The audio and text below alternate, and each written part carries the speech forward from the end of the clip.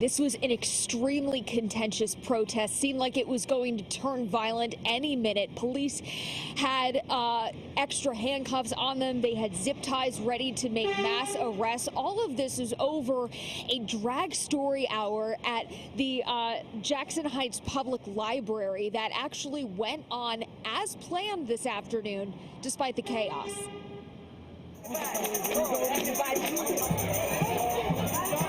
Opposite ideologies on opposite sides of 81st Street Thursday afternoon. Pride flags, posters, even costumes to support Drag Story Hour at the Jackson Heights Library branch. The library is for everybody and teaches about tolerance, and so I wanted to be here to show my support. It's just important, I think, for us to show that there are way more of us than there are of them. Them being the protesters on the other side of the street, members of the Proud Boys and other conservatives who formed a smaller but still vocal opposition to Drag Story Hour.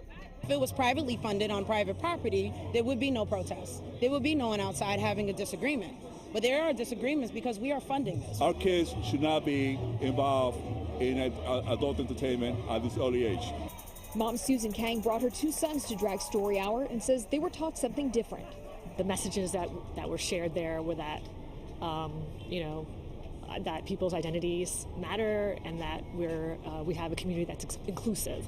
And that means our community includes people who may disagree with us. Thursday's protests are not the first against Drag Story Hour. Last week, protesters vandalized the home and office of openly gay city council member Eric Botcher. And earlier this month, protesters gathered outside Drag Story Hours in Chelsea and on Staten Island.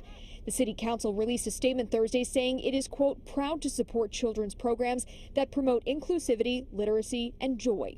We all belong here. No matter who you are, no matter how you express yourself, that's like an important value that I want my children to believe in.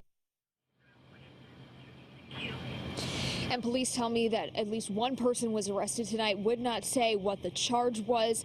Also, the national LGBTQ advocacy group GLAAD says that there have been at least 141 protests or significant threats against drag events nationwide this year.